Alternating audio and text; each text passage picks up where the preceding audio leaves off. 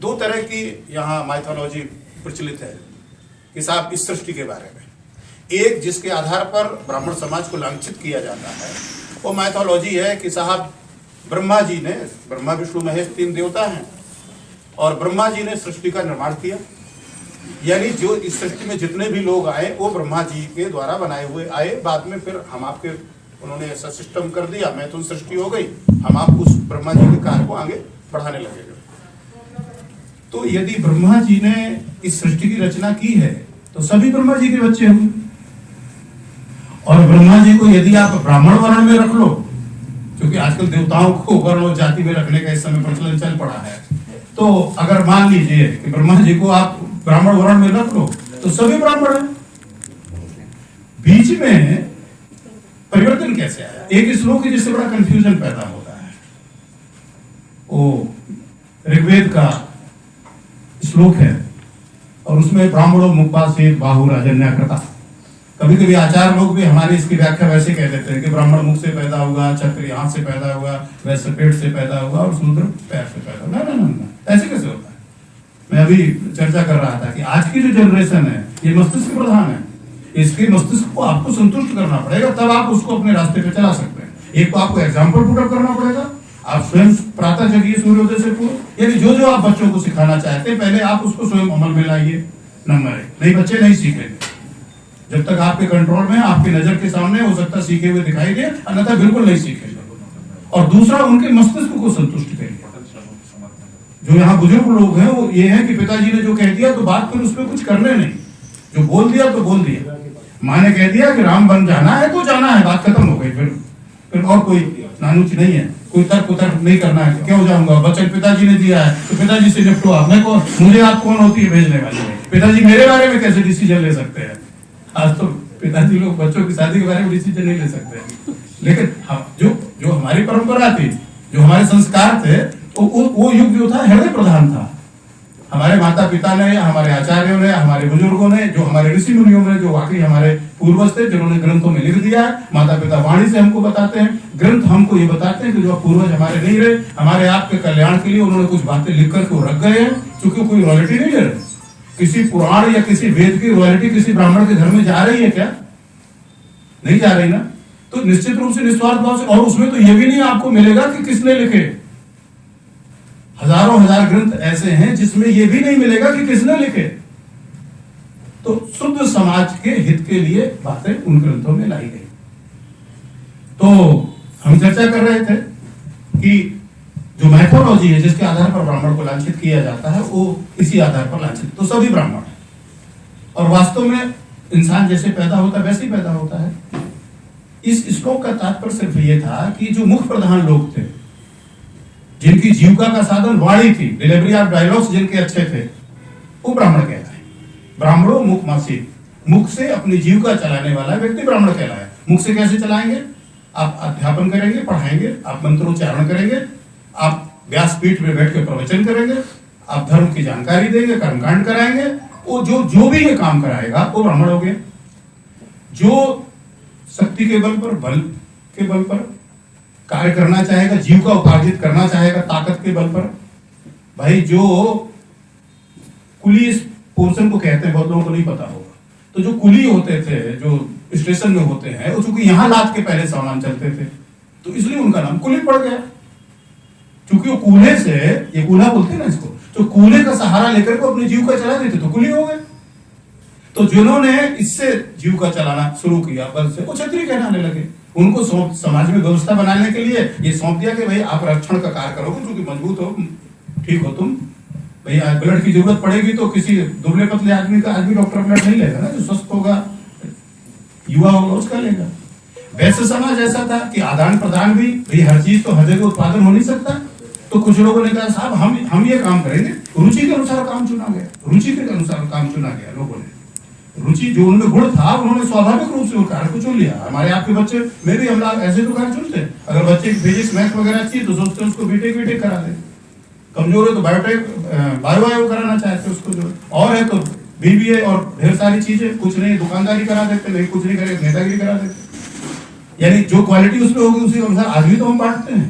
तो वैसे का भी ऐसे हो गया। इसके अतिरिक्त जो कार्य बचे जिसमें ज्यादातर शारीरिक मेहनत थी लेकिन बहुत दिमाग की जरूरत नहीं थी, जिसमें कृषि वगैरह थी और पशुओं का चराना वगैरह था, वो सूत्र हो गया। और ये शब्द कहीं अपमानित नहीं थे, ये शब्द कोई घृणा के पात्र नहीं थे। एक ही पिता का बेटा ब्राह्मण भी हो सकता था, क्षत्रिय हो सकता था, वैश्य हो सकता था, शूद्र हो सकता था, और हो सकता है बड़ा बेटा शूद्र हो जाता और छोटा बेटा हो सकता है ब्राह्मण हो जाता।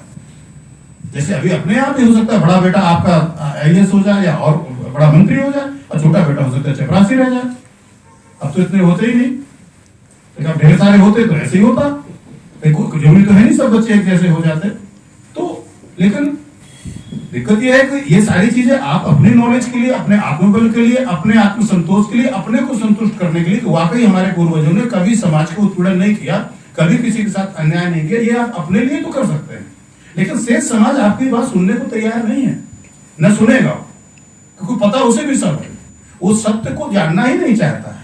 उसका तो लक्ष्य एक है कि आपको किस तरह से तब्दीलित किया जाए, अपमानित किया जाए, आपको किस तरह से उत्पीड़न किया जाए आपका। और ऐसा नहीं कि व्यक्तिगत रूप में किसी को किसी से बुराई है, अवस्थी जी से या अन्य लोगों से, ऐसा भी नहीं है, क्योंकि आप इस राष्ट्र को, इस पृथ्वी को धारण कर रहे हैं। भगवान राम ने कहा ना, विप्र प्रसादात धरणी धरो हम विप्र प्रसादात कमला भरो हम विप्र प्रसादात अजिता जितो हम विप्र प्रसादात मम राम नामम। यानी कैसे आप धारण करते हैं पृथ्वी को? बड़ा आश्चर्य लगता होगा, हम कैसे धारण करते हैं? हम तो पृथ्वी को बर्बादी कर रहे हैं रोज कूड़ा फैला के। नहीं, आपके जो सिद्धांत है, यानी आपके जो पूर्वजों के सिद्धांत है, उन्होंने जो फिलॉसफी दी, वो फिलॉसफी सहायक है इस पृथ्वी को सुरक्षित रखने में, पूरी मानवता को सुरक्षित रखने में। मैं चुनौती देता हूं, और आप भी चुनौती दे सकते हैं किसी को भी। पूरे विश्व में सबके बारे में किसी ने सोचा हो तो बताइए, सबके बारे में आपके पूर्वजों ने सोचा है। सर्वे भवन्तु सुखिनः, सर्वे भवन्तु निरामया, सर्वे भद्राणि पश्यन्तु मा कश्चित् दुःखभाग्। सभी निरोगी, प्राणी मात्र के लिए, सिर्फ मनुष्य के लिए नहीं, ब्राह्मण के लिए नहीं, प्राणी मात्र के लिए। पूरी ये पृथ्वी हमारी परिवार है, वसुधैव कुटुंबकम, ये आपने सोचा है। हमारे लोगों ने कोई ऐसा मंत्र नहीं बनाया कि साहब ब्राह्मण के बच्चे की शादी होगी तो ये मंत्र पढ़ा जाएगा, वैश्य के बच्चे की शादी होगी तो ये मंत्र पढ़ा जाएगा। इससे ज्यादा समता कहाँ प्रदर्शित होती है? जब हम सप्तपदी करा रहे हैं, जब हम बच्चे का और कोई संस्कार करा रहे हैं, वही मंत्र है भैया। क्या बना नहीं सकते थे? क्या मंत्र बना सकते थे? दूसरा मंत्र बना लेते। रुद्राभिषेक, जो भी आप पूजन यजन करते हो, अच्छा इसको छोड़िए, जितने अपशकुन आप विचारते, ज्योतिष में कहीं कुछ है क्या कि यदि शूद्र आए तो उसको बता दो बेटा तुम पूरब नहीं पश्चिम जाओ, और यदि कोई वैश्य आए तो उसको उत्तर नहीं दक्षिण भेज दो? ऐसा नहीं है ना। यानी आपके आर्ष ग्रंथ जितने, उन ग्रंथों में वर्ण के आधार पर कोई भेदभाव नहीं किया गया। सबको समान रूप से जीव का चयन की सुविधा थी। आज की तारीख में यदि मैं चोर और लुटेरा होता तो मेरे बच्चों को तो भीख मांगनी पड़ती ना। तो यानी हमारे आपके जो पूर्वज थे, या और भी लोग जो आज समाज में कंफर्ट में जी रहे हैं, उन्होंने चिरकाल में या बाद में जब परिश्रम किया है, कोई गलत रास्ता नहीं अपनाया है, वो पीढ़ी ठीक से चल रही है और वो चलेगी। और जब हम भी पतित हो जाएंगे, हम गड़बड़ रास्ता अपना लेंगे तो हम भी गड़बड़ हो जाएंगे। तो इसलिए इस आधार पर दोष मढ़ना। दूसरी चीज, 5000 वर्ष पहले श्रीमद् भगवद गीता में भगवान कृष्ण ने इसकी जिम्मेदारी ले ली, तब भी नहीं लोग मान रहे। उन्होंने कहा चतुर्वर्ण मया सृष्टम गुणकर्म विभाग सा, 4 वर्ण मैंने रचे हैं। भगवान कृष्ण वैसे चंद्रवंशी क्षत्रिय थे, लेकिन कुछ लोग उनको यादव मानते हैं तो ओबीसी थे। तो ये उन्होंने भगवान ने कर लिया, लेकिन इसके बावजूद सारी जिम्मेदारी आप पर। तो आप पर जिम्मेदारी ये डालने का कारण यही है क्योंकि आप जब कमजोर हो जाएंगे तो विश्व सभ्यता कमजोर होगी, राष्ट्र कमजोर होगा। क्योंकि जो मैं अभी बात कर रहा था कि 20% ऐसे लोग हैं जो कभी नहीं जिंदगी में सुधरेंगे, ये उनकी साजिश है। और वो 60% को अपने साथ कर लेते हैं। क्योंकि कुछ लोग अभी बाद में आए तो मैं बता दूं, बहुत सामान्य सी बात में कर रहा था कि यदि 100 लोग कहीं पर बैठे हैं तो 20% ऐसे होते हैं जो कभी नहीं सुधरते। वो चाहे उनको जेल में डाल दो, चाहे उनको हंटर मारो थाने में ले जाके, वो नहीं सुधरेंगे, फिर वही काम शुरू कर देंगे।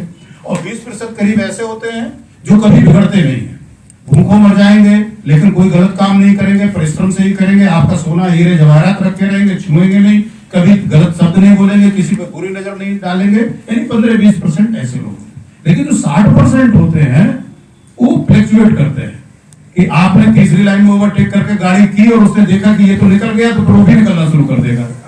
जो 60% फ्लोटिंग जो सोसाइटी है उसको आप अपनी यूनिटी से, अपनी बुद्धिमत्ता से, अपने तरीके से अपनी तरफ कर सकते हैं। तो जब आप उसे करेंगे तो आप 80% हो जाओगे, तो फिर आप कोई भी कार्य सिद्ध कर सकते हैं। मैं इस चीज को अभी एक्सप्लेन कर रहा हूं। तो उन्होंने वो जो 20% दुष्ट हैं, जो ना पूरे विश्व का कल्याण चाहते हैं, ना सामाजिक समरसता चाहते हैं, उन लोगों ने इस तरह की बात आपके विरुद्ध उठाई है। आपके विरुद्ध बात उठाने से ये बात वहां तक जाती है जो आपके पूर्वजों ने कही है, क्योंकि अब आपके साथ साथ भगवान को लक्ष्य किया जा रहा है। जिस भगवान ने कभी कोई जाति और वर्ण के आधार पर कार्य नहीं किया, क्योंकि ईश्वर तो सबके लिए आते हैं यहाँ पर, परित्राणाय साधूनां विनाशाय दुष्कृताम, लेकिन वो दुष्कृताम वो दुष्ट है, इसलिए अब उन पर भी वो आरोप लगा रहे हैं, क्योंकि भगवान इसलिए आए थे सज्जन लोगों की रक्षा के लिए, दुष्टों के नाश के लिए। तो अब उनको लगा अरे यार हम तो दुष्ट है और ये परमात्मा हमारे नाश के लिए आया था, काली नेमी को पटक दिया था, हनुमान जी ने मर गया था काली नेमी, तो हम हनुमान जी को गड़बड़ कर दे। बहुत बहुत बहुत गंभीरता से सोचने की जरूरत है। ये ऐसे छद्मी लोग यहाँ पर मौजूद रहते हैं जो, तो वो लोग इस कार्य को करना शुरू कर दिया। फिर चूंकि उनको शोषण करना है समाज का, उनको एक्सटॉर्शन करना है, प्रताड़ित करना है, और अगर ब्राह्मण की फिलॉसफी चलती रही, आप